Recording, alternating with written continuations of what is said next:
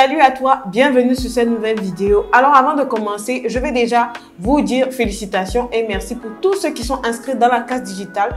Nous avons effectivement débuté pour 9 mois de formation avec plus de 200 personnes inscrites pour cette promotion, la promotion 1 de la classe digitale. Il y a encore des personnes qui m'écrivent pour demander s'ils peuvent s'inscrire jusqu'au 31 janvier, donc dans moins d'une semaine, on va fermer définitivement les inscriptions et la prochaine session sera en 2022. N'oubliez pas que la classe digitale, c'est pour avoir 5 sources de revenus en ligne de façon active et passive tout autour d'Internet. Alors les amis, bienvenue sur cette nouvelle vidéo. Aujourd'hui, nous allons voir comment faire pour réussir en 2022 dans l'e-commerce si vous voulez vous lancer en Afrique. Je sais que plusieurs personnes se disent « Ok, je ne sais pas comment me lancer ». Plusieurs personnes ne savent pas comment être guidées pour se lancer parce que je vois des gens qui se basent sur des préjugés pour ne pas commencer ou qui se basent sur des préjugés pour arrêter. L'un des problèmes en Afrique, c'est qu'il n'y a pas assez de concurrence comme en Europe. Ce n'est pas un problème, mais c'est juste que les gens n'ont pas l'habitude de voir, de bien benchmarker, de faire un bon benchmarking concurrentiel lorsqu'il veut se lancer parce que le marché n'a pas la même ampleur et envergure qu'en Europe. Cependant, il y a des aspects qui font que vous pouvez utiliser ça comme un avantage pour vous positionner et être roi du game dans l'endroit, dans le pays, dans la ville où vous voulez lancer votre business en ligne, votre e-commerce.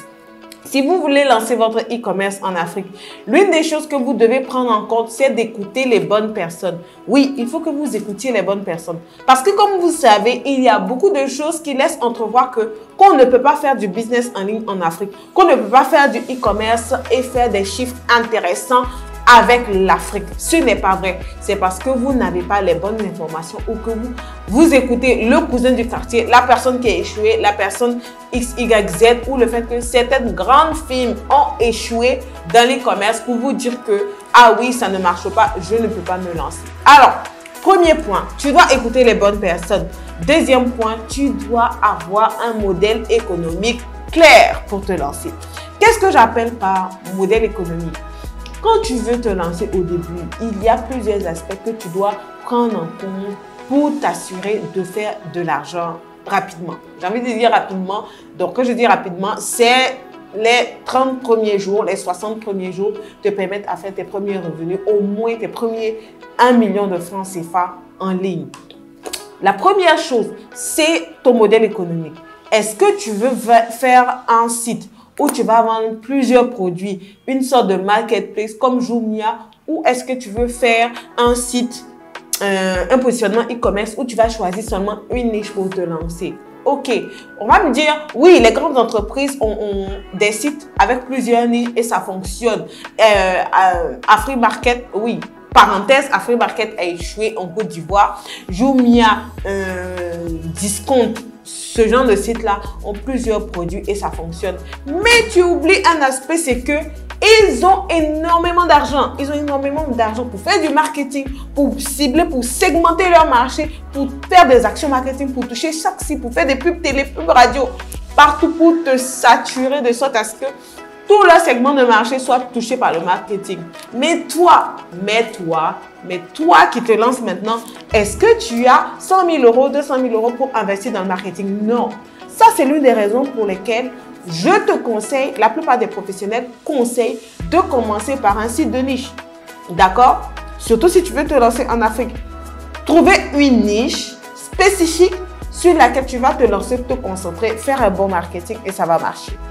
Alors, pour les niches, tu vas me dire, ah oui Tatiana, mais je ne sais pas dans quelle niche me lancer, je ne sais pas comment faire parce qu'il paraît que oui, en Afrique, les gens n'ont pas le même comportement qu'en Europe, etc. Exact, je te donne raison.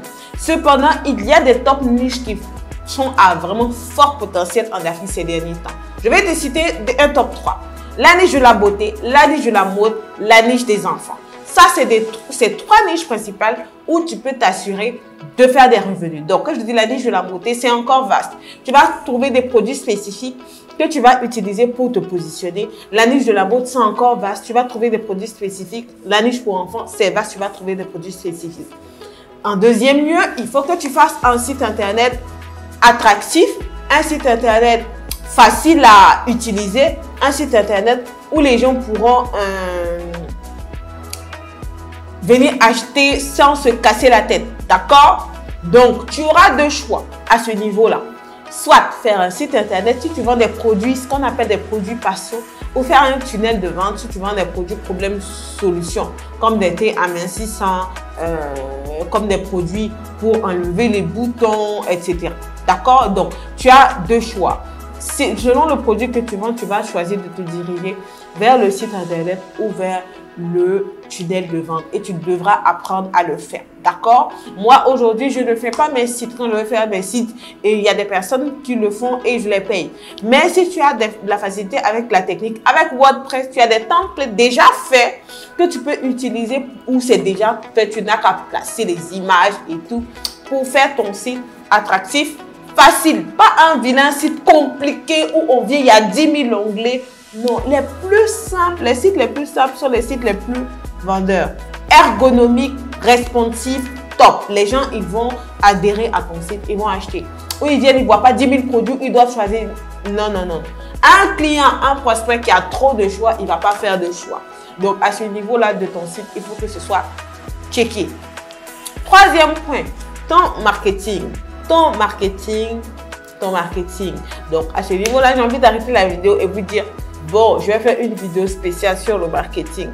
Mais oui, il faut que vous sachiez que quand vous voulez vous lancer en ligne, marketing digital, digital marketing, tu dois savoir t'y prendre avec. C'est pour ça que tu dois te former. Tu dois vraiment, là, tu ne dois pas tâtonner. Il ne faut pas que tu viennes à tâtons, publier des vidéos, on ne voit pas bien avec des images, non, des images floues, non. Sur Internet, les gens, c'est ce qu'ils voient qui va permettre qu'ils achètent. Donc, toi, tu dois avoir des images attrayantes, des vidéos attrayantes. Mettre ton produit sur son meilleur jour qui va permettre aux gens vraiment de venir passer à l'achat.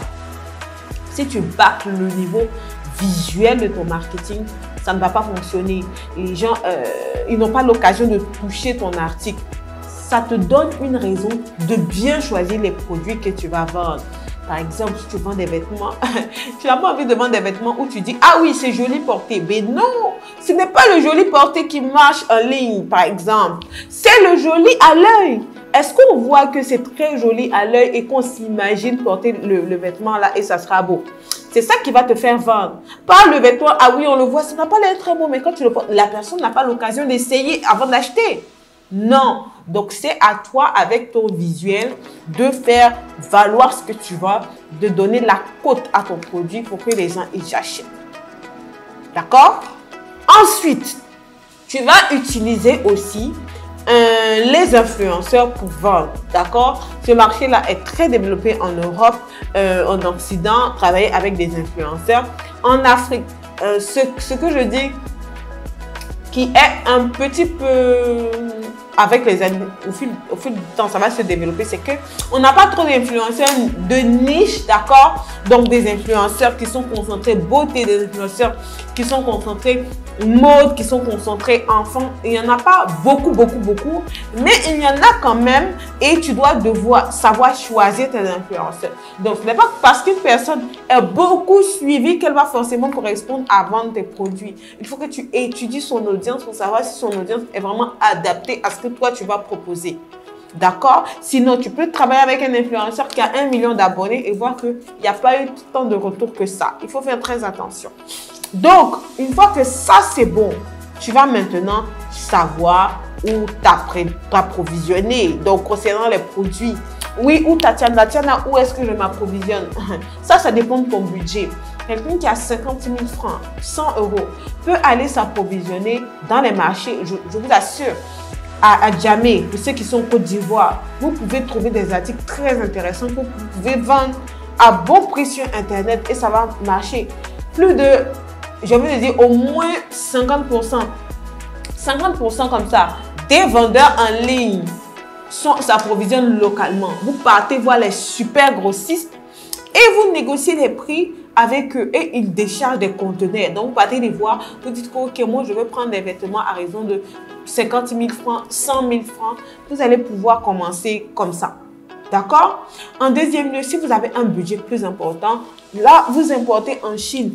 Alibaba, AliExpress, vous importez en Chine vos produits et vous venez les positionner en ligne. D'accord? Pour les niches plus spécifiques, donc là, on parle des produits que vous allez acheter à 2, 3, 4, 5 $ et les vendre à 10, 12 $, avoir un bénéfice, d'accord, de 30 à 40% sur votre produit. C'est déjà très intéressant. Ça peut monter, d'accord? Dans certaines niches comme l'électronique, le bénéfice peut encore monter, mais il faut avoir beaucoup de tact par rapport à ça. OK? Aussi, que lorsque vous importez la marchandise, pour les niches un peu plus complexes comme les vêtements où on a vraiment besoin d'être dans de la qualité, la Turquie se positionne bien, Dubaï se positionne bien, il va vous falloir avoir des fournisseurs à ce niveau-là, d'accord? Si vous voulez, vous êtes intéressé par le cours, par la formation sur les fournisseurs, pour ceux-là qui ne veulent pas faire 9 mois de la classe digitale, je pense que je vais relancer cette formation-là.